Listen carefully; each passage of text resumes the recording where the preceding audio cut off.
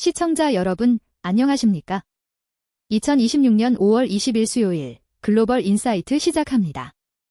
오늘은 한일 정상이 경북 안동에서 마주 앉아 에너지 안보를 논의했다는 소식과 함께 미 대륙과 중동, 아프리카까지 긴박하게 돌아가는 직구촌 곳곳의 현안을 짚어보겠습니다.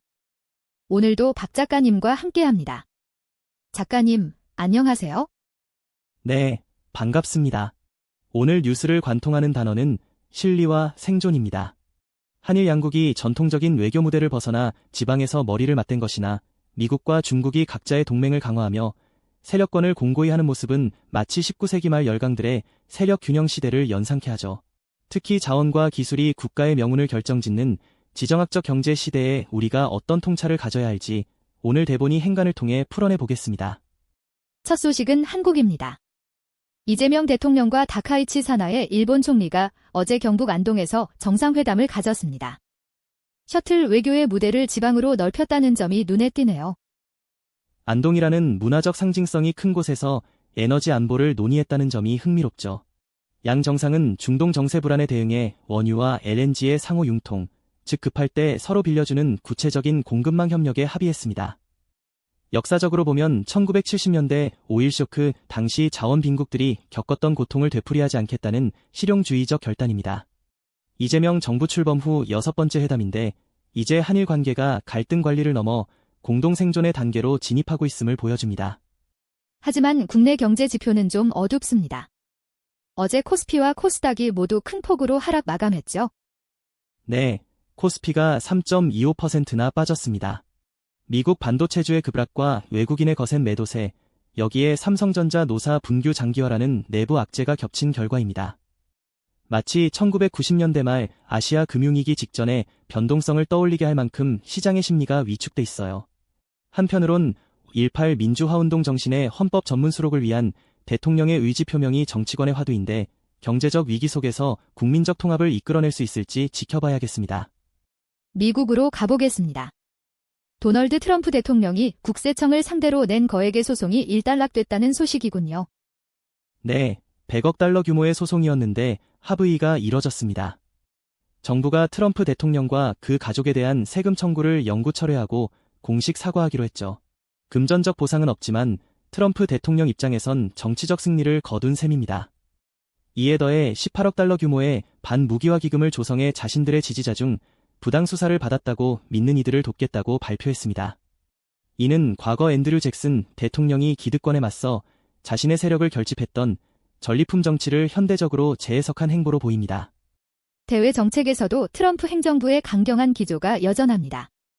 이란에 대한 군사 행동 가능성이 다시 언급됐죠. JD 벤스 부통령이 군사 행동 준비가 돼 있다고 으름장을 놨고 트럼프 대통령도 협상 교착의 분노를 표출했습니다. 전형적인 벼랑 끝 전술이죠. 경제적으로는 미국 기술 조달법을 발의해 우방국들이 중국산 대신 미국산 하드웨어를 쓰도록 유도하고 있습니다. 1940년대 마셜 플랜이 경제 원조로 동맹을 묶었다면 지금은 기술과 보안을 고리로 디지털 동맹을 강제하는 모습입니다. 중국에서는 러시아의 블라디미르 푸틴 대통령이 방문하며 전 세계의 이목이 쏠렸습니다. 트럼프 대통령이 다녀간 직후에 푸틴이 왔다는 점이 핵심입니다.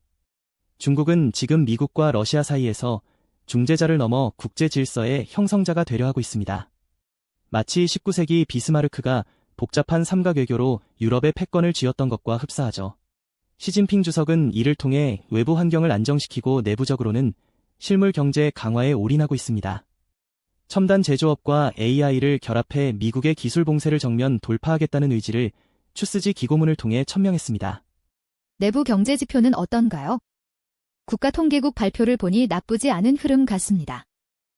4월까지 첨단 기술 제조업 생산이 꾸준히 늘고 고용도 안정적입니다. 특히 4대 신경제라 불리는 신기술 분야 개인 사업자가 4천만 개를 넘었다는 통계는 중국 경제의 하부 구조가 질적으로 변하고 있음을 시사합니다. 과거 중국이 세계의 공장이었다면 이제는 세계의 실험실이 되려는 전략이죠. 상하이에서 열린 에이펙 고위관리회의에서도 중국은 아시아 태평양 공동 번영을 강조하며 이 지역의 맹주임을 재확인했습니다. 일본 소식입니다. 다카이치 사나의 총리가 안보와 외교 양면에서 보폭을 넓히고 있습니다. 다카이치 총리는 안토니오 구테흐스 유엔 사무총장을 만나 유엔 개혁과 다자주의 지지를 강조했습니다. 이는 일본이 안보리 상임이사국 진출이라는 오랜 수건을 풀기 위해 도덕적 리더십을 강조하는 전략입니다. 2차 대전 이후 구축된 국제 질서 속에서 일본의 지위를 한 단계 높이려는 시도죠. 동시에 국내적으로는 에너지 가격 급등에 대응하기 위해 추가 예산 편성을 검토 중인데 국채 발행이 쟁점이 될 전망입니다. 경제와 기술 부문에서도 흥미로운 소식이 많네요. 민간 우주정거장 사업까지 진출한다고요? 미국의 악시오스 스페이스가 일본 법인을 세우고 우주비행사 와카타 코이치가 참여하기로 했습니다. 이제 우주가 민간 비즈니스의 격전지가 된 거죠. 덴소는 자동차용 차세대 전력 반도체 기술을 선보이며 모빌리티 시장 선점에 나섰습니다. 1980년대 일본 반도체가 세계를 제패했던 영광을 다시 한번 재현하려는 움직임입니다. 다만 일본 내에서도 생성형 AI의 부작용에 대한 법적 규제 목소리가 높아지고 있어 기술 발전과 윤리 사이의 고민도 깊어지는 모양새입니다. 이번에는 중동으로 가보겠습니다. 이란을 향한 미국의 공격이 일단 연기됐다는 소식이 있었죠. 사우디와 카타르 등 주변국들의 간곡한 요청이 결정적이었습니다. 덕분에 80일간 문을 닫았던 테헤란 증권거래소가 어제 재개장했는데 놀랍게도 종합지수가 상승하며 반등에 성공했습니다. 전쟁의 공포 속에서도 시장은 협상의 희망을 본 셈입니다. 하지만 속을 들여다보면 처참합니다. 12주째 인터넷이 끊겨 경제적 피해가 막심하고 시민들의 인권 상황은 최악입니다. 이란 내부의 사회적 갈등도 심각해 보입니다. 사형 반대 운동과 대규모 체포 소식이 끊이지 않네요. 56개 구금시설에서 수감자들이 121주째 단식 투쟁을 이어가고 있습니다. 정부는 간첩 혐의 등으로 6,500명 넘게 체포하며 강경 대응 중이죠. 심지어 국영방송에서 어린이들이 무기 조립 훈련을 받는 모습까지 내보내고 있는데 이는 체제 유지를 위한 군사주의 선전입니다. 18세기 프랑스 혁명 전야처럼 억눌린 대중의 분노와 정권의 탄압이 팽팽하게 맞서고 있는 형국이라 호르무즈 해협의 긴장만큼이나 내부 불꽃도 위태로워 보입니다. 프랑스 파리에서는 G7 재무장관 회의가 열렸습니다. 어떤 대책들이 논의됐나요? 중동 분쟁이 세계 경제에 미칠 파장이 핵심 의제였습니다. 유가 급등과 인플레이션 우려에 대해 다자간 협력을 강화하자는 공동 성명이 나올 예정입니다. 재미있는 점은 프랑스 정부가 자국 AI 기업인 미스트랄 AI와 손잡고 전 부서의 생성형 AI 르샤를 도입하기로 했다는 겁니다. 2030년까지 100억 유로를 투자해 프랑스를 AI 강국으로 만들겠다는 전략인데 이는 과거 나폴레옹 시대부터 이어져 온 프랑스 특유의 국가주도 산업 육성 정책의 연장선입니다. 국내적으로는 농민들의 불만이 극에 달해 법안 심의가 시작됐다고요. 농업 긴급 법안이 국회에 상정됐는데 살충제 사용과 늑대 도살 허용 같은 민감한 이슈로 난타전이 예상됩니다. 환경 보호와 농민의 생존권이 충돌하는 지점이죠. 한편 22년 전 발생한 조나단 쿨롬 납치 살해 사건의 재판이 시작되어 프랑스 사회가 큰 충격에 빠졌습니다. 경제와 기술의 첨단을 달리는 파리 한복판에서 과거의 비극을 바로잡으려는 정의의 목소리가 함께 울려 퍼지고 있는 셈입니다. 아프리카의 콩고 민주공화국 소식입니다. 미국과의 광물 협정 이면에 다소 충격적인 거래가 있었다는 의혹이 있네요. 미국이 콩고 민주공화국의 코발트와 리튬 같은 핵심 광물의 우선권을 받는 대신 제3국 이주민들을 이곳으로 추방하기로 합의했다는 겁니다. 실제로 남미 출신 이주민들이 수갑이 채워진 채 킨샤사에 도착했다는 소식이 전해졌죠. 자원을 얻기 위해 인권을 도구화했다는 비판이 나옵니다. 19세기 벨기에 국왕 레오폴드 2세가 고무 채취를 위해 콩고를 수탈했던 비극적 역사가 핵심 광물이라는 이름으로 변주되는 것 같아 씁쓸합니다. 엎친 데 덮친 격으로 에볼라 바이러스까지 확산 중이라면서요? 네, 분디부교 변종 에볼라가 확산하며 사망자가 130명을 넘었습니다. WHO는 이미 국제적 공중보건 비상사태를 선포했죠. 보건 예산이 삭감된 틈을 타 바이러스가 번진 건데 경제 성장률이 5.5%를 기록하며 에디오피아를 제치고 경제대국으로 부상 중인 모습과는 너무나 대조적입니다.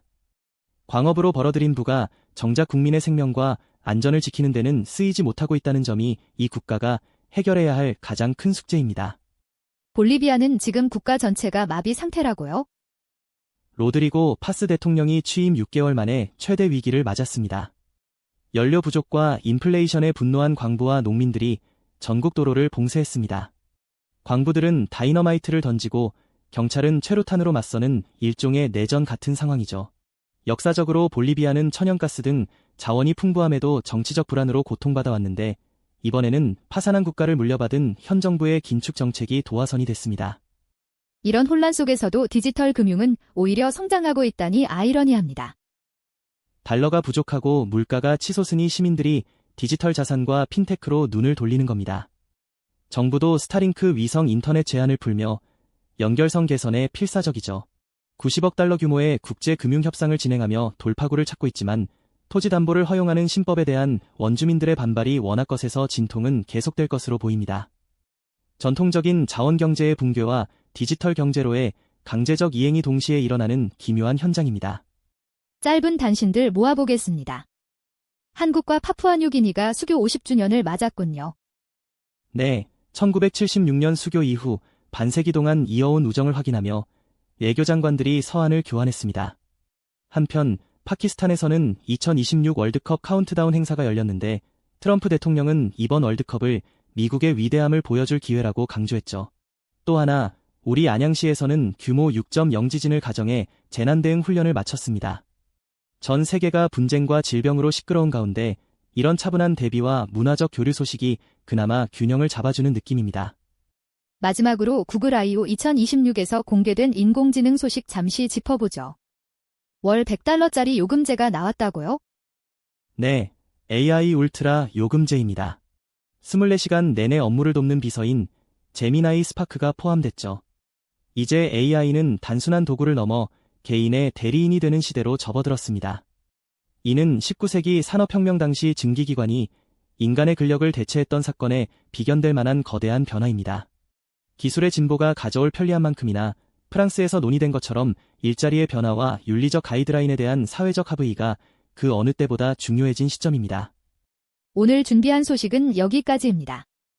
격동하는 세계 정세 속에서도 각국은 자신만의 생존 전략을 치열하게 짜고 있다는 게 느껴집니다. 비록 시장이 흔들리고 분쟁이 계속되지만 안동에서 열린 한일 정상회담처럼 대화의 끈을 놓지 않는 노력도 계속되고 있습니다. 영국의 사상가 에드먼드 버크는 어떤 이들도 작은 일을 한다는 이유로 실수하지 않는다.